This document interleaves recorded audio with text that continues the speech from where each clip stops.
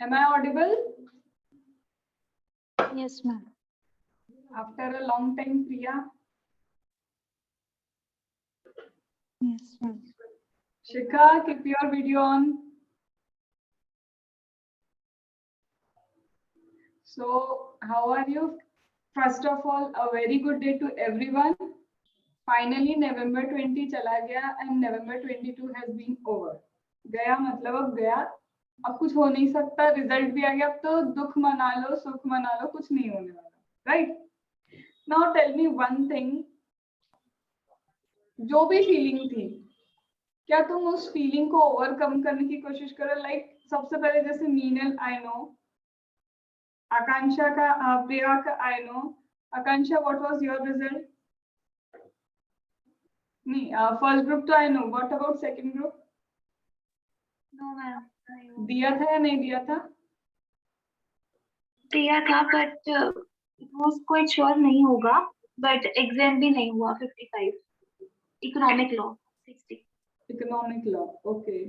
Megha, what about you? Have you given the attempt? Yes, ma'am. I gave the attempt, but it wasn't with the preparation. So I scored 35 in IDT and 30 in DT. Yashada, what about you? Same for me, ma'am. I got exemption. I just went in the exam hall with the mindset of exemption only. Let's get at least one paper. So is it economic law? Yeah, it's economic law. And what मैंने about पढ़ाई you? भी नहीं की. बाकी और कुछ नहीं पढ़ा, सिर्फ एक ही पढ़ा था? हाँ, एक ही पढ़ा था और एक के लिए गए थे. कॉन्फिडेंस ही नहीं आ रहा था मैम, CMP का पेपर दे के आने के बाद. What about first group? First group clear है मैम. नो, मई में ही हो गया था. बस मतलब नेक्स्ट अटेम्प्ट में सीए बनना है. एक एग्जाम होने का मतलब, and how much you have scored in that elective वाला पेपर? 63. 63. तो कहीं ना कहीं ऐसा होता है कि if you have exempted one thing, तो कहीं ना कहीं तुमने किसी और दो पेपर के थोड़े से मार्क्स एक्स्ट्रा ले लिए. Are you getting? तो Yes, उस ma'am. पॉजिटिव माइंडसेट के साथ रहना कि ये नेक्स्ट अटेम्प्ट का जो रिजल्ट आने वाला है ना, अपने अंदर रखना कि 100% वहां पे लिखा होगा PASS. ठीक है? Shikha, what about you? Ma'am, actually it was my trial attempt. नहीं, बट यू हैव गिवन. हाँ. ठीक है. तो एंड मतलब आंसर यू हैव अच्छी आल्सो गिवन. प्रिपरेशन नहीं थी. नहीं, ठीक है. अभी देखो, मेरे को मोस्टली पता है. अभी एक सेकंड, इससे भी पूछ लेते. Anchal, have you given the attempt for DT IDT, मतलब सेकंड ग्रुप? Yes, ma'am. तुम्हारी प्रिपरेशन थी या नहीं थी? Actually, I just scored well in economic law. Just got 59, but DT IDT. In DT, I scored 35, and IDT I scored 45. Very poor marks. Only economic law I got 59. In बाकी तीन subject में I scored poor. ठीक है. अब देखो, almost everyone. Ganesh का था क्या? गणेश का तो अटेम्प्ट नहीं था ना? नहीं मैम, दिया था मैंने. दिया था? क्या हुआ था फिर? मैडम एक्चुअली टाइम कम था, तो मैंने टारगेट किया था इकोनॉमिक लॉ को. हुआ नहीं हुआ ना? हो गया, 72 मिले. हाँ हाँ हाँ. अरे 72 है ना? हाँ. मतलब ये तो आईडीटी का किया नहीं था, बट 28 आए उसमें. तो 28 क्या बोल, कुछ नहीं है वो, कुछ भी नहीं है. 28 इज नथिंग. ठीक है, वो तो भूल ही जाओ. बट या, नाउ यू हैव ऑलरेडी 72. तो इसका मतलब नेक्स्ट अटेम्प्ट में मेरे को चाहिए गणेश सिंह मैम पास हो गया, और आईडीटी में भी एग्जामिशन चाहिए. ठीक है मैडम, दो दिन में मैं सब कवर कर लूंगा. अभी वो आपने थोड़ा कंप्लेंट भी किया है ना. हाँ, अप टू द मार्क नहीं है, कंसिस्टेंसी नहीं है, रेगुलर नहीं है, तो वो हो जाएगा, 2 दिन में हो जाएंगे. ठीक है.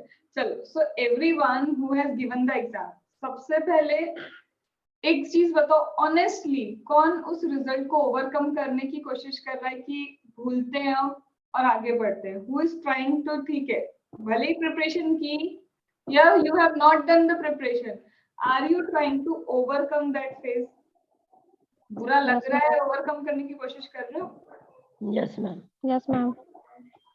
Yes everyone trying? Yes, ma'am. बुरा लग रहा Yes है। ma'am. Yes, ma'am. मैं क्यों पूछ रही हूँ पता है? मेरा इस थिंग नहीं मानना, भूलने की कोशिश नहीं करी, मत भूलो उस चीज को। क्यों? जिस वक्त वो रिजल्ट आया था और वो रिजल्ट में लिखा था ना, लाइक प्रिया वाज एक्सपेक्टिंग कि शी वाज पास, ठीक है? जो लोग पास होने के लिए पढ़ रहे थे, एंड तुम्हारा प्रिपरेशन हुआ या नहीं हुआ उसको तो साइड में ही रख दो, बट आई वुड सजेस्ट भूलो मत उस चीज को। वो जो अंदर एक कमी रह गई ना, PASS की कमी है, वो उस कमी को भूलो मत। क्यों? क्योंकि दैट इज द फीलिंग, वो जो फीलिंग है ना कि नहीं यार ये क्यों नहीं हुआ, मुझे बुरा लग रहा है, वो बुरा पता है लगने दो। अगर तुमने उसको अभी ओवरकम कर दिया ना, पता है माइंड यूज्ड टू हो जाएगा कि ठीक है ना सीए में अटेम्प्ट लगते हैं, ठीक है हो गया है, ओवरकम करते हैं, फिर रीस्टार्ट करेंगे। क्यों? हर 6 महीने की कॉस्ट है भाई, हर 6 महीने, मतलब शायद तुम 2 महीने बाद तुम अभी सीए बनते ना, after 2 months you would have started earning, तुम्हें लोग सीए साहब बोल रहे होते। 2 महीने बाद तुम स्टार्ट करते अर्निंग, और अभी मिनिमम पैकेज 9 लाख है। मिनिमम समझते हो कि मिनिमम तुम्हें 9 लाख का पैकेज मिलता ही मिलता। और चलो मैं बोलती हूँ तुम जॉब नहीं कर रहे होते, खुद का कुछ स्टार्ट किए हुए शायद तुम्हारा टाइम हो चुका था कि 6 महीने से मैंने जो स्ट्रगल करना है मेरे स्टार्टअप के लिए, मेरे प्रैक्टिस के लिए, मैंने 6 महीने निकाल दिए, मेरा उसमें लग रहा है। तो तुम समझ रहे हो the opportunity cost is very big.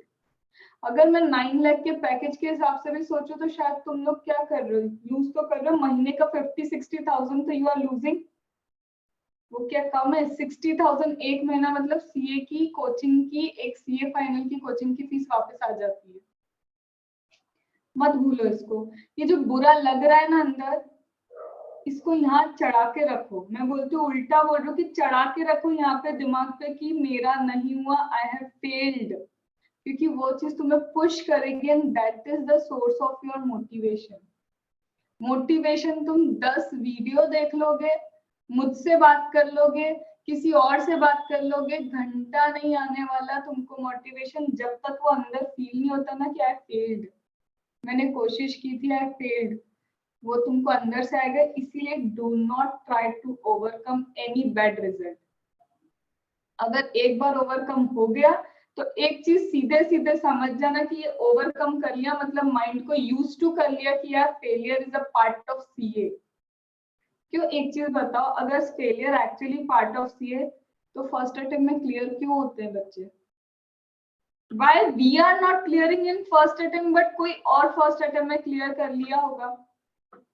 एक रीजन एक्स्ट्राऑर्डिनरी माइंड। ऐसा बोला जाता है the person is having extraordinary mind. मैं बोलूं might be he is having extraordinary mind, हो सकता है, बट सेकंड चीज बोलो he is having consistency. Ma'am consistency का मतलब नहीं समझे। हम पढ़ते हैं, हम कैसे पढ़ते हैं? आज पढ़ लिया, कल पढ़ लिया, परसों पढ़ लिया। मैम मेरा है ना 15 डेज मैंने बिल्कुल लगा के 2 सब्जेक्ट खत्म कर लिए, 20 डेज में I have completed my 2 subjects. बढ़िया है। अब रिवाइज कब करेंगे? और दूसरे 2 सब्जेक्ट लेके बैठते हैं, हम रिवाइज करेंगे। जब एक बार मैम ये हो जाएगा ना, एक बार तो पढ़ लिया ना, तो रिवाइज कर लेंगे। एक चीज बताओ, अभी तक मैंने फ्रॉम स्टार्टिंग 8:30 मीटिंग स्टार्ट हुई, 5-1 मिनट को छोड़ दो, I am just trying to put something in your brain कि 8:30 को मीटिंग स्टार्ट हुई, मैंने क्या क्या बोला, सब कुछ याद है क्या तुमको? एक एक वर्ड पता है कि मैं क्या बोल रही थी, किन किन चीजों पे मैं बार बार फोकस कर रही हूँ? तो मैं अभी की बात कर रही हूँ। Do you know every sentence? या फिर तुम्हें याद है कि मैं क्या समझाने की कोशिश कर रही हूँ? या फिर मेन तुम्हारे दिमाग में पता है कि मैम आज सिर्फ मेंटरिंग ले रही हूँ? क्या बोलने की कोशिश कर रहे हो कि जब अभी का विद इन 20-15 मिनट्स जो हुआ तुम एग्जैक्टली रेप्लिकेट नहीं कर सकते। तुम क्रक्स भी पता है नहीं बता पाओगे, एक लाइन से ज्यादा शायद तुम क्रक्स दोगे, 2 लाइन बोलोगे, तो how could you expect 15-20 days एक सब्जेक्ट को दिए, अब तुम उसको पढ़ोगे दूसरे सब्जेक्ट्स खत्म करने के बाद, वो already blank. If I talk about group number 2, because you are here for DT IDT specifically, DT आज याद करोगे कल भूल जाओगे. Let me take a challenge. तुम में से कौन ऐसा है जो बोलेगा कि मैम अभी मैंने ये सब्जेक्ट या फिर ये वाला ना डीटी का पार्ट बहुत अच्छे से किया है, या फिर आईडीटी का ये वाला पार्ट, ये वाला टॉपिक मैंने अच्छे से किया है, आप मेरा वाइवा अभी ले लो. कौन बोल रहा है?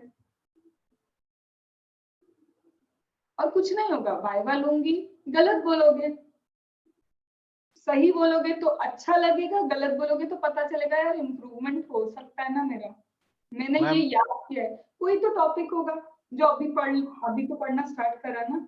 गणेश मैम एक्चुअली मुझे वही प्रॉब्लम हो रहा है.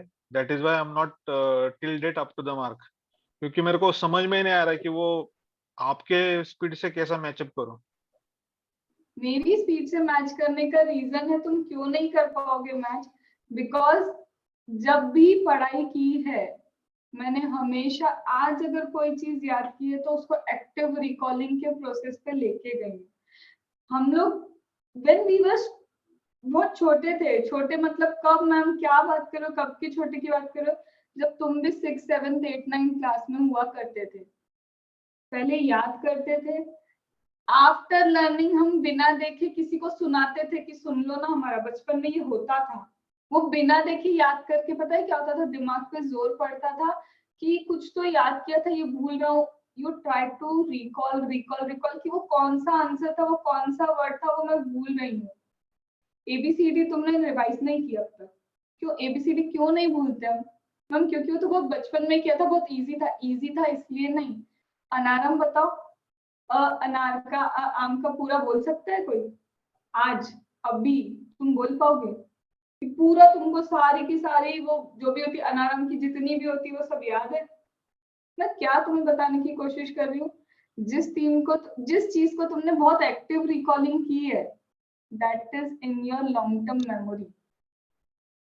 तुम्हें पता है tomorrow you were yesterday you were not in the class. तुमको बोल रही हूँ गणेश, तुम नहीं थे क्लास में. इवनिंग टाइम पे वेरियस एंटिटी ऑफ डीटी तुम क्या बोलोगे? 1 घंटे, 2 घंटे, 3 घंटे, 4 घंटे, कितने घंटे में you will revise? Tell me, तुम्हारे हिसाब से if you have to do various entity what is the maximum hour you will take to revise? And honest, be honest, एकदम ऑप्टिमिस्टिक मत हो जाना मैडम आधे घंटे में खत्म. नहीं मैडम, मुझे टाइम लगेगा. एक ऑनेस्टली हाउ मेनी आवर्स? 7-8 घंटे तो मुझे देने पड़ेंगे पढ़ने के लिए फिर से. नहीं, once you have learned, suppose तुमने लर्न कर लिया, अब रिवीजन करने में भी तो तुम लोग 4-5 घंटे तो लगाते हो. 4 घंटे तो मैक्सिमम रिवीजन करने में लगाते हो, यस मैम. है ना? अब मैं तुम्हें सिर्फ इतना बोलना चाहती हूँ, go to my Telegram channel. अभी कल हमने 37 मिनट्स में एओपी, बीओआई, ठीक है, एलएलपी, डिविडेंड, मैट, एएमटी, जितने वेरियस एंटिटी के टॉपिक्स थे, 10 AA एवरीथिंग इन 37 मिनट. और वो रश नहीं किया, ऐसा नहीं कि भड़बड़ बोलते गए और खत्म हो गया. उसमें भी लॉजिक बोले हैं कि क्या लॉजिक है जिसके रीजन से ये ऐसा होता है.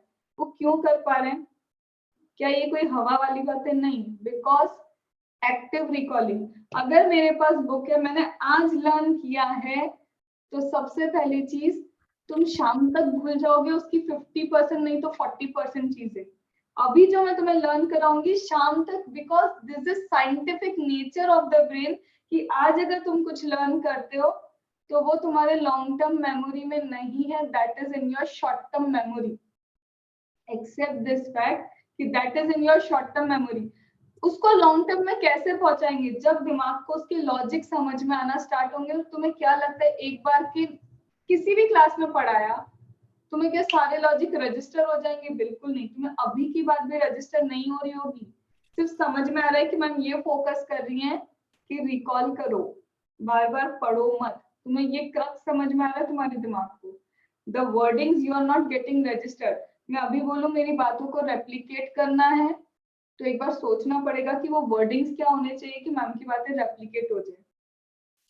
तो first of all if you want to really score good, तुमको चाहिए कि बहुत अच्छा प्रेजेंटेशन हो, बहुत अच्छे से लिख के आ रहे हो, तो पहली चीज व्हाटएवर यू डू, क्लास में क्लास की तरह मत बैठो, वो क्लास में तुम पूरी मेहनत कर रहे हो। If you are giving 3 hours in any of the class, मेरी हो किसी की भी हो, किसी भी क्लास में if you are giving 2 hours 3 hours, तो वो जो भी बोल रहे हैं ना, सबसे पहले उसको ध्यान से इतना समझ लो कि ये है का मतलब अच्छा, दिस इज द कॉन्सेप्ट। तुम्हें अभी डिटेल तब तक रजिस्टर नहीं होगा जब तक तुम्हारा दिमाग खुद उसको सोचेगा नहीं। वंस यू हैव डन कि हाँ समझ में आ गया कि ये कॉन्सेप्ट है, for an example associate enterprise का concept we have taken, section number 92A belongs to my associate enterprise that is given in international taxation। उसके सारे चीजों को तुमने समझ लिया। Now your task should be सिर्फ half an hour, I demand सिर्फ हाफ एन आवर, कि तुमको क्या करना है क्लास के बाद, या फिर तुमने खुद ने पढ़ लिया जैसा भी है, आधे घंटे अब बैठ के सोचो कि मैम ने सेक्शन नंबर 92A बोला था, 92A was related to associate enterprise, फिर उसके अंदर क्या लिखा था, उसके अंदर लिखा था कि लोन से रिलेटेड कुछ बात थी कि बोरोइंग किसको कितना देना है, उसमें और कौन सी बात थी, उसमें था वो 26% और मोर वोटिंग पावर में क्या बोलने की कोशिश कर रही हूँ, वो क्या क्या बोला था। नाउ यू विल फाइंड कि यार पता है मैं कौन सा पॉइंट भूल गया, मैं वो था ना know how patent copyright exclusively dependent, one enterprise depend on other enterprise exclusively wholly, अरे वो पॉइंट तो अब तुम कॉपी खोलोगे या बुक खोलोगे, अरे ये पॉइंट याद नहीं आया, that means now your brain knows कि वो भूला क्या है। तो first of all the importance of active recalling, अब जो याद आया वो तो और एक बार रिवाइज हो गया, और जो नहीं याद आया उस पर दिमाग ने फोकस कर लिया कि मैं अब भी पढ़ा था और मैं अब भी भूल गया।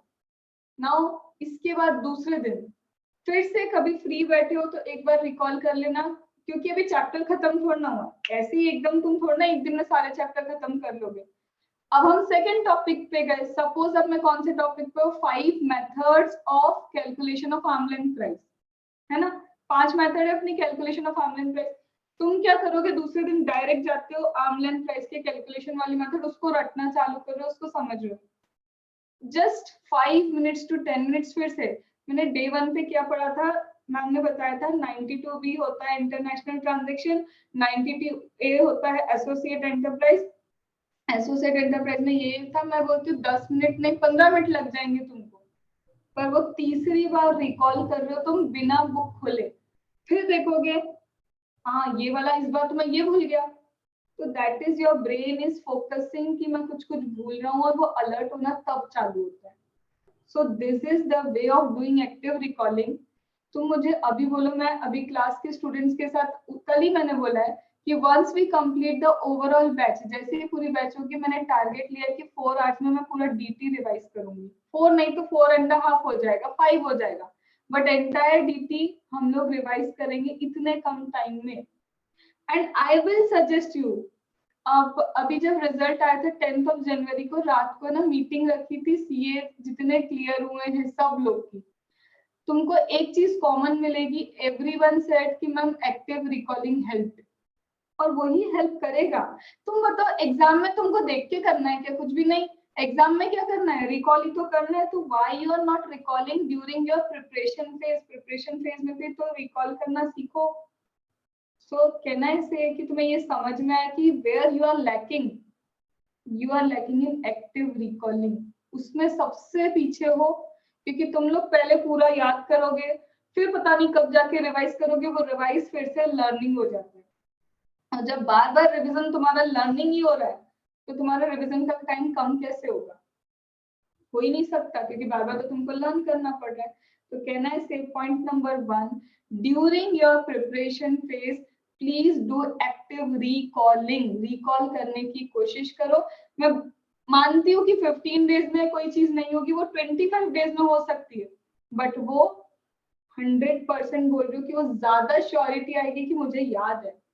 Listen to that Zoom call meeting, Diksha, now she is CA Diksha, वो बताएगी तुमको, हम लोग ने ये टारगेट रखा था कि ये 1.5 दिन हमको ज्यादा लगना चाहिए, कि 1.5 दिन भी बहुत ज्यादा है रिकॉल करने के लिए, और she said उन लोगों ने ड्यूरिंग दैट एग्जाम टाइम 1.5 दिन के अंदर 6 पेपर सॉल्व किए हैं इंटरनेशनल टैक्सेशन के, जब बच्चों को क्वेश्चन करने का भी टाइम नहीं मिलता। क्या मैं यहाँ पे कोई एडवर्टीजमेंट कर रही हूँ? नहीं, बिल्कुल भी नहीं। It is not at all N advertisement. ये सिर्फ बता रही हूँ बिकॉज दे ऑल्सो, तुम उनकी सुनो, मैं मेरी तो सुनो भी मत, उधर सुनो और बोली यही बोले कि मैम एक्टिव रिकॉलिंग करते करते ऐसा हो गया कि बुक यहाँ पे छप गई, और वो तभी होगा जब तुम एक्टिव रिकॉलिंग करोगे। अब मैम मेंटरिंग में आप क्या करने वाले हो?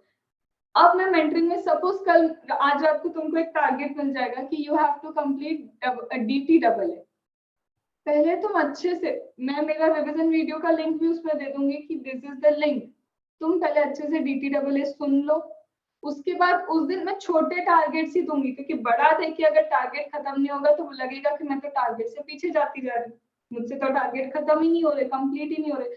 सो बेटर छोटे छोटे टारगेट लेके keep only 2.5 hour for DT, 2 या 2 से 2.5 घंटे ही DT के लिए रखना। बोलते ना slow and steady wins the race, एक साथ करने की जगह थोड़ा थोड़ा लेकिन प्रिसाइज करना। So suppose I have given you DTAA की DTAA आज करना है, तो I will give you the link कि ये रहा DTAA, इससे समझ लो।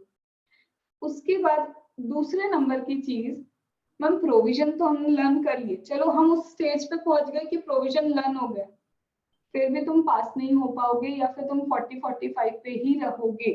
मैम अब क्यों? आपने बोला था एक्टिव रिकॉलिंग, हमने कर लिया, हमने लर्न कर लिया।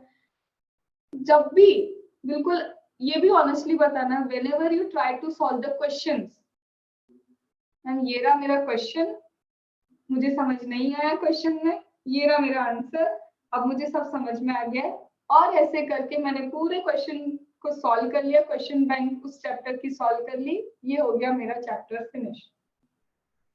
Are you doing the same thing? तुम इधर क्वेश्चन देखते हो, क्वेश्चन में अगर एक भी चीज समझ नहीं आई तो डायरेक्टली, क्योंकि मैम हमको टाइम सेव करना है, अगर हम एक ही क्वेश्चन पे पढ़े रहे, हम एक ही क्वेश्चन को देखते रहे तो हमारा तो टाइम सेव नहीं होगा, वही फिर हम कितना टाइम लगा रहे होंगे। तो इसलिए हम तो आंसर देखते हैं और फिर मान लेते हैं डन, जय राम जी की। और वो डन पता है तुम्हारा कहाँ निकलता है? प्रिपरेशन फेज में तो हम बिल्कुल स्ट्रांग रहते हैं कि हम ये भी हो गया, ये भी हो गया, ये भी हो गया।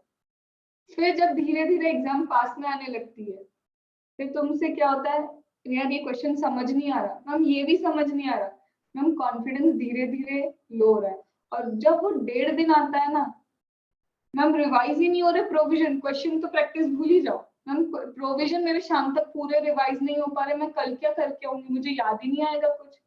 पता मैं क्या बोलने की कोशिश कर रही हूँ?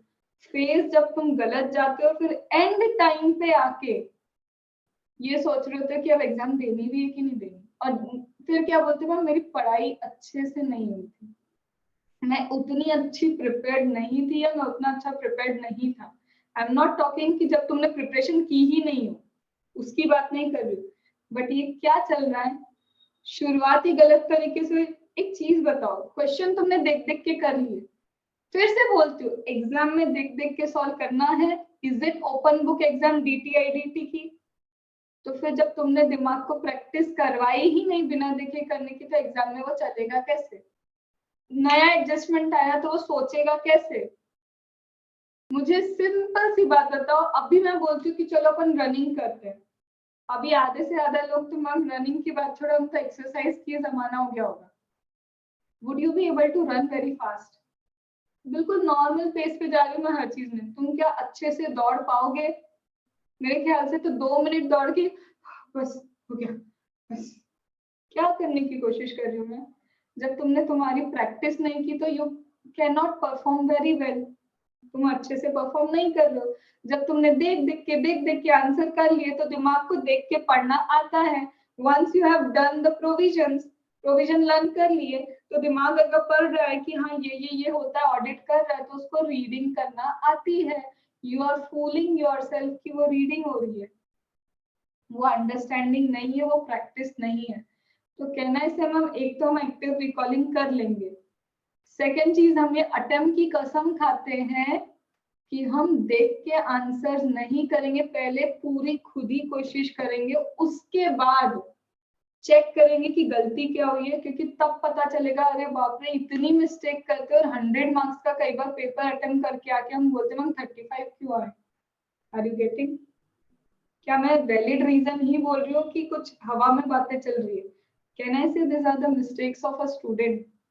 You don't apply provision. तुम प्रोविजन अप्लाई नहीं करते हो। जब क्वेश्चन बैंक में सब देख देख के सॉल्व करते हो, तुम क्या कर रहे हो? Reading the provision against with figures. बस इतना बोल सकती हूँ मैं, reading the provisions again with normal figures. Second चीज, मैम हमने लर्न कर लिया, ठीक है, आपने बोला कि बिना देखे क्या करना, आंसर सॉल्व करना, पता है, लेकिन हम जब सॉल्व कर रहे थे ना उन आंसर्स को, हमने टाइमर नहीं लगाया, तो क्या हो गया उससे? मैम आपने कहा था बिना देखे सॉल्व करना, एग्जाम में सब कुछ हो जाएगा। एग्जाम में यू हैव ओनली 3 आवर्स, और अगर यहाँ पे तुम एक ही आंसर को बिना देखे भी कर रहे हो, लेकिन you are trying to do, ma'am 25 minutes एक ही आंसर में लग गए, तो मेरे हिसाब से फिर अगर तुम्हें 25 मिनट्स एक आंसर में लगे, तो एग्जाम में जाके तो तुम 6 to 7 आंसर ही कर पाओगे, फिर तो तुम्हारा पेपर छूटेगा।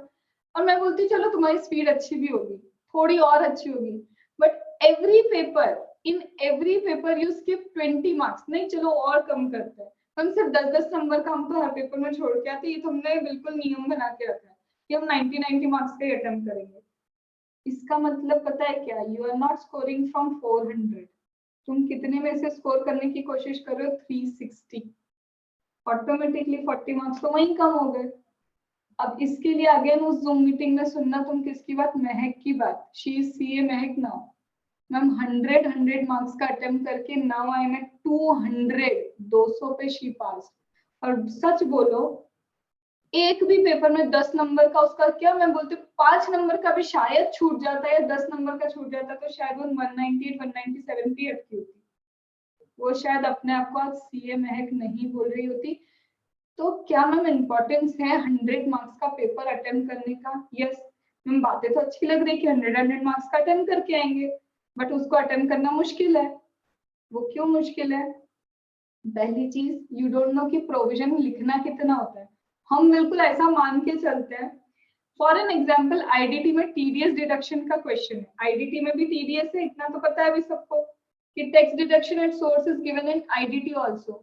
मैम आईडीटी में टीडीएस का क्वेश्चन और क्लियरली लिखा है लोकल अथॉरिटी इतना इतना अमाउंट है, टीडीएस कैलकुलेट करो। अब हम पता है क्या लिख रहे हैं? TDS to be deducted by PSU, TDS is deducted by local authority, TDS is deducted by government company, TDS is deducted by society that has been established under special act। फिर उसमें बताएंगे yes local authority is covered under this section, तो yes local authority को यहाँ पे TDS deduct करना है, फिर जाके हम अमाउंट कैलकुलेट करते हैं। मतलब समझ रहे हो तुम क्या? तुम्हें इतनी कहानी नहीं लिखनी है, ये कहानी कहीं भी नहीं लिखनी है, weather it is question number 1 2 3 4 5, कहीं पे भी पूरा प्रोविजन नहीं चाहिए होता है। तुम्हें चाहिए क्या? जहां वो कंफ्यूज कर रहा है, समझो कि क्वेश्चन ने पूछा क्या है, कहाँ वो कंफ्यूज कर रहा है, इसमें डायरेक्टली लिखा होना चाहिए था local authority under section 51 subsection 2 is required to deduct TDS if the value is greater than 2,50,000। Direct provision section ये बोलता है कि ऐसा ऐसा होना चाहिए, और हम क्या लिख रहे हैं? पहले पूरी कहानी लिखेंगे, और उस कहानी को लिखने में तुमने नहीं नहीं करके 4 मिनट्स लगाएंगे। कितने लगाओगे? सिर्फ 4 मिनट्स। मैम पता है क्या, वो 4 मिनट्स में शायद मेरे 2 एमसीक्यू छूट रहे होंगे, या फिर मेरा कोई एक क्वेश्चन छूट रहा होगा जो मैं शायद लिख लेती तो 1 नंबर तो आ ही जाता मुझे, और वो अगर 1 नंबर आ जाता तो शायद मैं 39 से 40 पे होती है, 59 से मैं 60 पे होती। Are you getting the importance? एक नंबर का इम्पोर्टेंस भी हो सकता है मैम, 199 से 200 पे भी हो सकते थे। तो दिस इज एक एक मार्क्स ही तो कितना है कीमती, और वो एक नंबर का पता है कीमत किससे पूछो? जिसको 59 आए और उसकी अभी एग्जामिशन छूट गई है, और एग्जामिशन छूटने का मतलब है वो 15 डेज तुम्हारे वेस्ट होंगे फिर से उस पेपर को पढ़ने के लिए, जो शायद हम किसी और 3 पेपर को अच्छे से पढ़ रहे होते। तो एम आई टॉकिंग समथिंग जिसका कोई सेंस नहीं बनता? इफ यू लेफ्ट 10-10 नंबर का भी, तो 40 तो वहीं खत्म हो गए। चलो ठीक है मैम, इतना तो चलता है, 360 में से भी स्कोर करेंगे, तुम्हें लगता है 90 मार्क्स का सब कुछ सही करके आए हो? 90 मार्क्स का जो बचा हुआ है, क्या तुम बिल्कुल श्योर शॉट सही करके आए हो और उस 90 मार्क्स में से सब कुछ आता था तुमको? चलो मैम, अगर आप बोल रहे हो तो 10-10 नंबर और कम करते हैं कि हमको आता ही नहीं, 10 मार्क्स का क्वेश्चन बिल्कुल समझ नहीं आ रहा। होगा ना हर पेपर में कि 10 मार्क्स का तो ऐसा होगा कि तुम्हें आता ही नहीं है बिल्कुल भी? बोलो हाँ या ना, मैं झूठ बोल रही हूँ क्या? आएगा ना ऐसा कि 10 मार्क्स नहीं आते होंगे? मतलब आप बोलना चाह रहे हो और 40 मार्क्स कम करने हैं, तो तुम्हें 320 में से क्या चाहिए, 200 मार्क्स चाहिए। तो मैम इसका मतलब अगर मुझे वो 320 में से 200 मार्क्स में नहीं जाना है तो मुझे 100 मार्क्स का पेपर अटेम्प्ट करने की प्रैक्टिस होनी चाहिए। तब जाके मैं वापस पहुंच जाऊंगी किस पे कि 360 में से 200 चाहिए, क्योंकि मैं मानती हूँ कि हर एक पेपर में शायद 10 मार्क्स का क्वेश्चन ऐसा होगा जो तुमको नहीं आता है, और ये 10 मार्क्स उसके चले गए। फिर उसके बाद जो कहीं मैं मिस्टेक कर रही हूँ तो 10 मार्क्स तो मैं मिस्टेक के भी हटा लेंगे हम। तो कहीं ना कहीं मुझे एनी हाउ आके क्या करना होता है, 320 पे लैंडिंग होती है हर स्टूडेंट की। पर अगर तुम पूरे मार्क्स का अटेम्प्ट नहीं कर पाए तो वो 320 की लैंडिंग और कम हो जाएगी। क्या तुम मेरा बातों का सेंस समझ पा रहे हो कि हर छोटी मिस्टेक तुम्हें जब 180, 190, 195 पे लेके आती है, ये सारी मिस्टेक्स हैं। डू एक्टिव रिकॉलिंग, क्वेश्चंस को देख के सॉल्व करना बंद कर दो, तुम्हारा दिमाग चलना चालू हो जाएगा। थर्ड चीज, मैम वो स्पीड कैसे बढ़ेगी?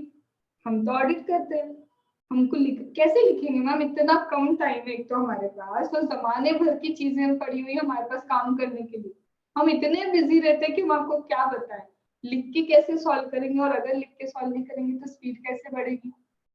तुमको दौड़ना है रेस में, और रेस में दौड़ने के लिए अब भी मैं बोलती हूँ कि अभी सिर्फ सेक्शन नंबर 7 लिख के बताओ मुझे आईडीटी का, that is supply.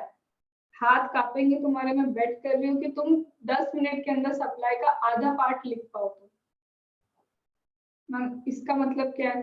Until you practice, मैं ये नहीं बोल रही प्रोविजन लिखने की प्रैक्टिस करो, नहीं, एटलीस्ट क्वेश्चन सॉल्व करने की प्रैक्टिस तो करो लिख लिख के। जब लिख के टाइमर लगा के करोगे तब पता चलेगा यार 20 मिनट में एक ही क्वेश्चन किया है। कितनी बार एग्जाम से पहले एग्जाम दिए मैम, हमें पता है कि 1.5 दिन मिलता है, हमको सबको अच्छे से पता है, हम तो पता है यूट्यूब पे डालते भी है स्ट्रेटेजी फॉर 1.5 डेज रिवीजन, क्योंकि हमको पता है कि 1.5 दिन ही मिलता है। लेकिन हमने कभी भी 1.5 दिन में एग्जाम के पहले रिवीजन करने की कोशिश की नहीं। क्यों करेंगे? हम तो बिल्कुल क्या है, शेर खान है ना, जाएंगे बिल्कुल एग्जाम के 1.5 दिन पहले, तब ट्राई करेंगे कि 1.5 दिन में रिवाइज होता है कि नहीं होता। हमें पता है फिर हमसे 1.5 दिन में रिवाइज नहीं होगा, फिर हम शाम को डिमोटिवेट हो रहे होंगे या डर रहे होंगे। और पैनिक तो वैसे ही उस टाइम इतना ज्यादा होता है दिमाग पे कि जब तुमको एक्चुअल में एग्जाम देने के लिए शांत दिमाग चाहिए होता है, रात को हम जग रहे होते हैं, रिवाइज करना है, कम 1 घंटा सोए मैम, हम सिर्फ 1 घंटा पढ़ पढ़ के हमने काम किया। उस वक्त एक्चुअल में यू नीड 5 आवर्स की एटलीस्ट स्लीप, ताकि तुम्हारा दिमाग रीएक्टिवेट हो जाए और ढंग से काम कर पाए। तो इसका मतलब आप ये बोलना चाह रहे हो एक डेमो एग्जाम जो आईसीआई बेचारा देता है, मॉक टेस्ट क्यों देता है? कि तुम एग्जाम जैसा फीलिंग ले लो। पर हम क्या करते हैं, वो एमटीपी के पेपर पता है हम कब लेके बैठे हैं? सुबह सुबह, आज 2 बजे एग्जाम है, हम एमटीपी एक बार देख लेते कि ये क्वेश्चंस हैं, generally this is the kind of thing students do. और फिर पता है हम क्या करते हैं मैम, आईसीआई का रिजल्ट ही खराब आता है, CA course is very tough. So are you getting? तुम क्या कर रहे हो, पहले खुद को तो एनालाइज कर लो। I am just saying one thing, 85% हमारी रिस्पॉन्सिबिलिटी है और 15% रिजल्ट गलत आने की रिस्पॉन्सिबिलिटी आईसीआई की। यहाँ पे कौन ऐसा बोल सकता है कि मैम इसमें से एक भी मिस्टेक ऐसी होगी जो मैंने नहीं की है? मैं एक्टिव रिकॉलिंग भी कर रही हूँ, मैं बिना देखे सॉल्व भी कर रही हूँ, मैं टाइमर भी लगा रही हूँ, और मैंने एक बार तो मॉक टेस्ट दिया है आईसीआई का जाके कि मुझे वो एग्जाम की फीलिंग आ जाए। और मैं बोलती चलो एग्जाम की फीलिंग आईसीआई से मत लो जाके, तुम्हारे पास पूरा खुद पीडीएफ अपलोड करते हो घर पे बैठ के, तो 3 घंटे एक बार सॉल्व कर लो किसी भी पेपर को, वेदर एमटीपी या आरटीपी फास्ट पेपर, एक बार तो कर लो। करा कभी भी कोशिश की, whether it is first group और whether it is second group? नहीं, हमको तो फोबिया होता है ना एग्जाम का सुनते से ही। मैम अब भी अगर हमने सॉल्व किया और गलत हो गया ना तो मेरा कॉन्फिडेंस चला जाएगा। This is the kind of sentence student से कि मैम अभी अगर हमने सॉल्व कर लिया और नहीं हुआ ना, कॉन्फिडेंस चला जाएगा। तो एक काम करो, जाओ जाके एग्जाम में जब सॉल्व नहीं होगा तब 6 महीने अपने कॉन्फिडेंस को बरकरार रखना। क्या कर रहे हो तुम पता है? तुम फेलियर फेस करने से डर रहे हो कि हमको फेलियर फेस नहीं करना क्योंकि पता चल गया ना कि नहीं आ रहा है तो गए। उसकी जगह ये सोचो ना कि अभी घर पे पता चल जाए कि कहाँ वीक है ताकि इम्प्रूव कर लेंगे। लेकिन नहीं, we do not want to face failure, इसीलिए हम एग्जाम से भी भागते। कई बार हम बोल देते मैम प्रिपरेशन नहीं हुई है इसलिए हम नहीं दे रहे exam. Are you doing the same thing? मैं गलत बोल रही हूँ तो यू कैन एक्चुअली से कि ना मैम इस पे मुझे कॉन्ट्रडिक्शन देना है, you can, it is a friendly discussion. इनमें से कितनी मिस्टेक है जो तुमने नहीं की होगी? क्या पूरा पूरा 100 मार्क्स का पेपर हो रहा है? क्या एक्चुअल में तुम बिना देखे सॉल्व कर रहे हो? क्या एक्चुअल में एक्टिव रिकॉलिंग कर रहे हो? क्या मैं बोलूं कि एक्चुअल में बचपन में जैसे एक रिस्पॉन्सिबिलिटी से पढ़ाई करते थे उसकी जगह अभी अपने आप को बड़ा नहीं समझने लग गए कि अब हम बड़े हो गए और हमको आता है? बोलो,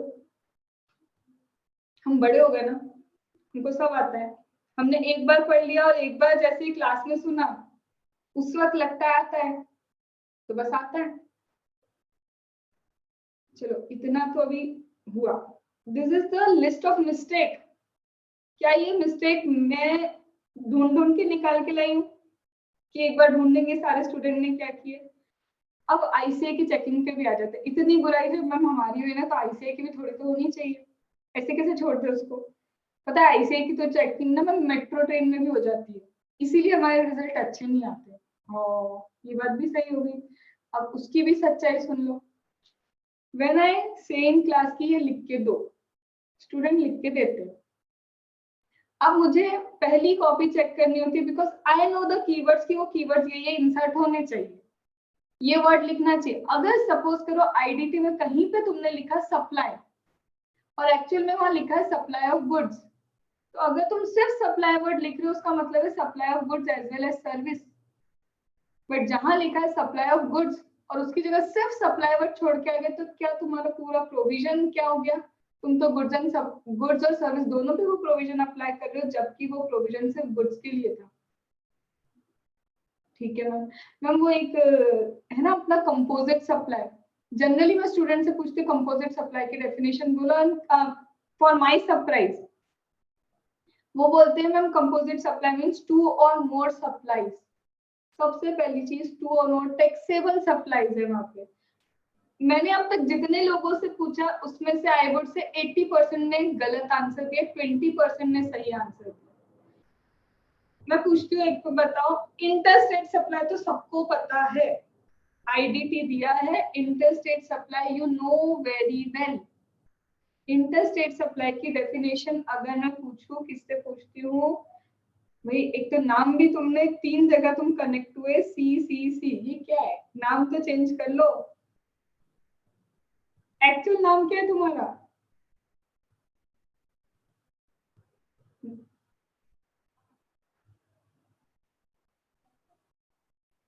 अनम्यूट करो, बोलो। मैम मेरे अकाउंट में कुछ इशू है तो वो 3 जगह से एक ही अकाउंट से लॉगिन हुआ है। नहीं, व्हाट इज योर नेम? अब तुम्हारा नाम बोलो। चारू शर्मा। चारुल। तो चारुल जी। मुझे बताओ इंटरस्टेट सप्लाई की डेफिनेशन क्या है?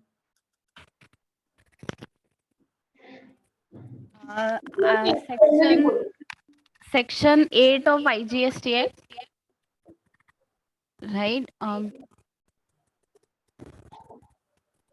Where location of supplier and the place of supply is in 2 different state or union territories, then it's called interstate supply. So you said location of supplier and place of supply in 2 different state or union territory, that is interstate supply. Yes. Lock कर दूं? चलो, now who will tell me? चलो शिखा बाहर घूम रही है, घूमते घूमते एक बार इंटरस्टेट सप्लाई की डेफिनेशन ही हो जाए। मैम एकदम क्लियर कट याद नहीं आ रहा है, but look, where interstate supply is a type of supply where the location of recipient and place of supply is different, मतलब not in a same country, मतलब same state. वही country तो बहुत बड़ा होता है। अब एक बोल रहा है कि not in- location of supplier and place of supply. अभी दो ही लोगों से पूछा ना मैंने, एक ने बोला location of supplier and place of supply in 2 different state union territory, एक बोल रहे लोकेशन ऑफ रेसिपिएंट और place of supply in 2 different state और यूनियन टेरिटरी। पता है, मुझे पता है कि कीवर्ड्स मुझे क्या सर्च करने when you are writing interstate supply. अब मुझे पता है मैं किसका आंसर रॉन्ग करूंगी, चारुल का आंसर गलत कर दूंगी, क्योंकि तुम बोल रहे हो लोकेशन ऑफ सप्लायर भी और प्लेस ऑफ सप्लाई, जबकि रिसिपिएंट देखना होता है। अब रिसिपिएंट की भी डेफिनेशन है आईडीटी के अंदर, क्योंकि रिसिपिएंट किसके बेसिस पे डिसाइड होता है, किसको पता है? गणेश नहीं बोलेगा। Who knows recipient, what is recipient?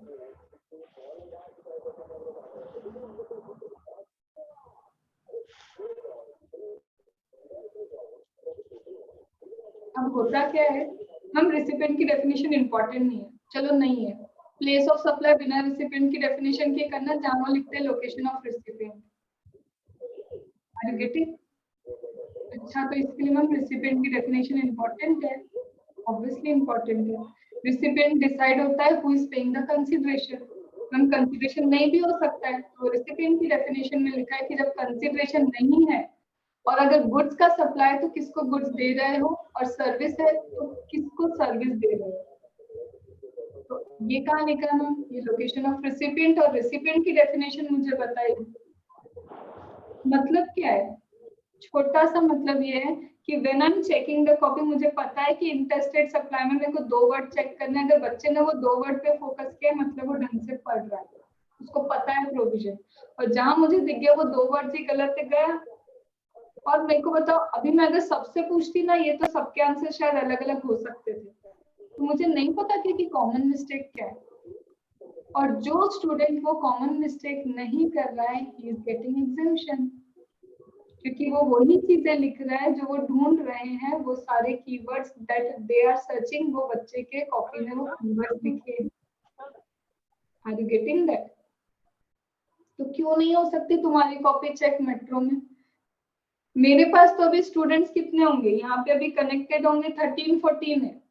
मेरे को कॉमन मिस्टेक पता चल गई, उनको कितनी कॉपी चेक करनी है? एक जैसी। आई कैन से एक को 100 तो करनी होगी, तो 100 में क्या कॉमन मिस्टेक नहीं पता चल सकती? शुरू की 5 से 6 कॉपी में बोलती 10 कॉपीज में तुम्हारी कॉमन मिस्टेक सामने आ जाती है, उसके बाद दे दनादन तुम्हारी कॉपी चेक हो जाती है। क्यों बोलते हैं कि बेस्ट वाला क्वेश्चन सबसे पहले ऊपर रखो, ताकि first impression is the last impression. और हम अगर राइटिंग प्रैक्टिस नहीं है तो cut cut cut cut cut cut cut cut भी ढूंढते रहे कि मैंने क्या लिखा, वो तेरी रिस्पॉन्सिबिलिटी। मेरा काम था कि मेरे को कॉपी में लिख के आया।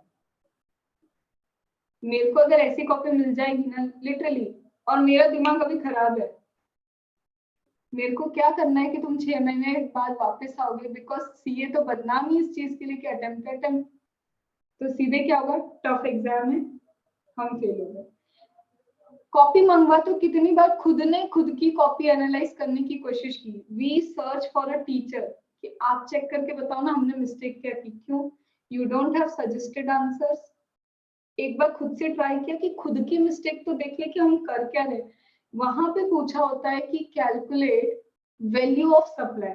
कुछ भी एक एग्जांपल लेने की कोशिश कर रही हूँ मैं, कि वो क्वेश्चन कुछ और पूछते हो, तुम आंसर कुछ और निकाल के देते हो। वो पूछ कुछ और रहा है और तुम पूरी कहानी पूरा दे रहे हो।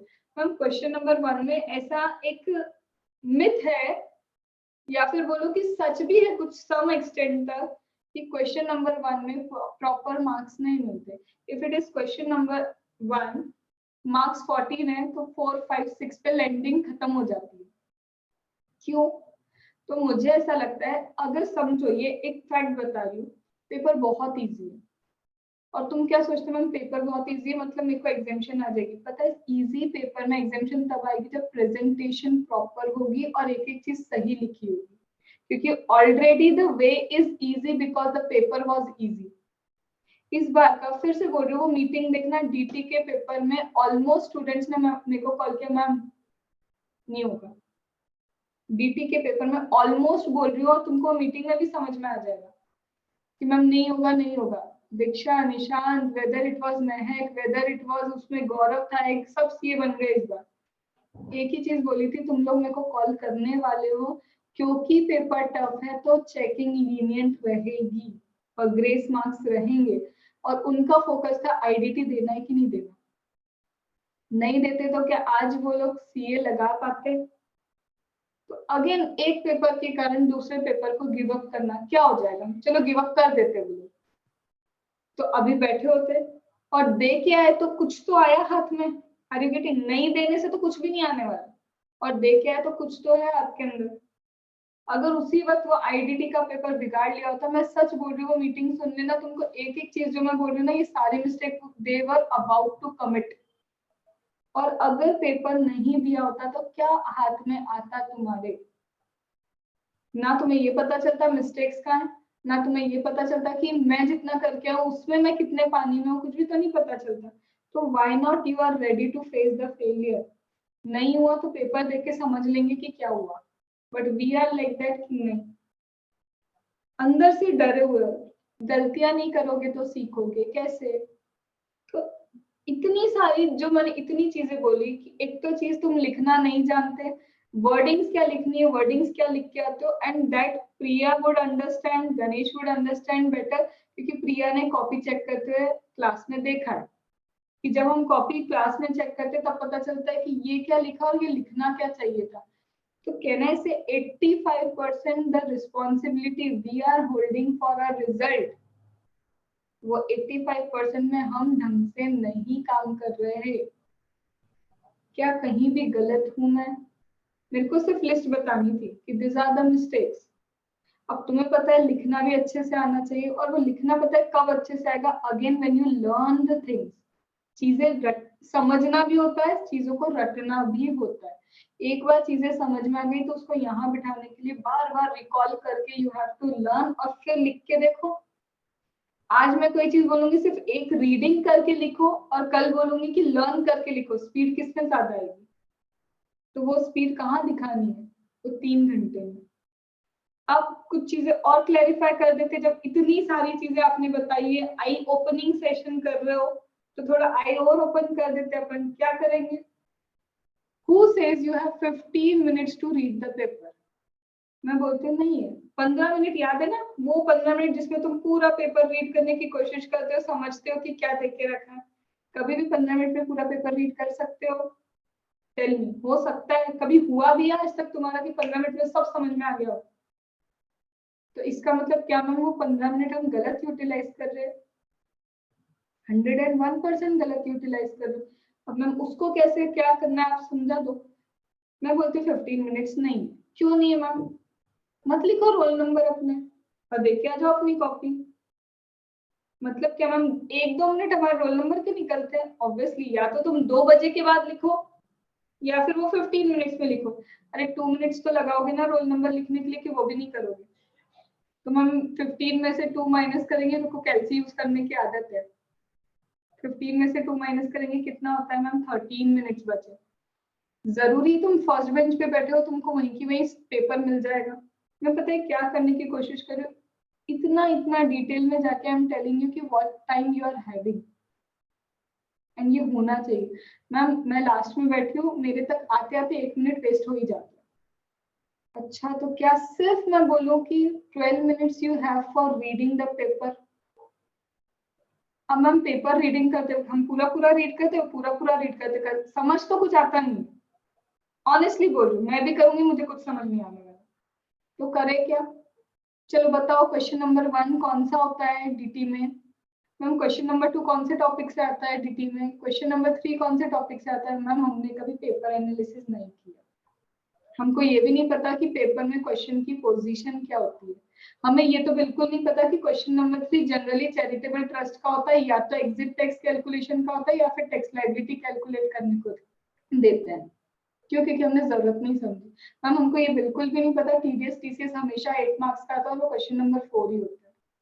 तो हमको ये भी नहीं पता कि question number 1 assessment of company का होता है, जिसमें या तो मैट होगा और असेसमेंट ऑफ कंपनी नहीं हुआ तो एलएलपी होगा, और एलएलपी नहीं हुआ तो by chance assessment of individual होता है। और हमें ये भी नहीं पता कि लास्ट वाला जैसे क्वेश्चन नंबर 2 का एबीसी, सी पे अगर इंटरनेशनल टैक्सेशन है तो 3, 4, 5 में हर जगह सी पे इंटरनेशनल टैक्सेशन का ही क्वेश्चन है। करा कभी? क्यों करोगे? कोई टीचर करके देगा हम तब करेंगे, क्योंकि हम अपनी मेहनत नहीं कर रहे। हम क्या काम आ जाएगा आपका ये पेपर पोजीशन? मुझे पता है कि मेरे पास 12 मिनट्स है, मुझे पता है मेरा इंटरनेशनल टैक्सेशन स्ट्रांग है। ओपन करो क्वेश्चन नंबर 2 का सी, क्वेश्चन नंबर 3 का सी, क्वेश्चन नंबर 4 का सी। क्या कर लोगे? जल्दी जल्दी ये चेक कर सकते हो कि इंटरनेशनल टैक्सेशन में ट्रांसफर प्राइसिंग दिया है, डीटीडब्ल्यू दिया है, या फिर सेकेंडरी प्राइमरी एडजस्टमेंट दिया है, या अप्पा दिया है, क्या देके रखा है। उससे क्या कॉन्फिडेंस आएगा? ये वो टॉपिक है जो मुझे आता है, आई नो अप्पा, मुझे अप्पा के प्रोविजंस रिकॉल करने।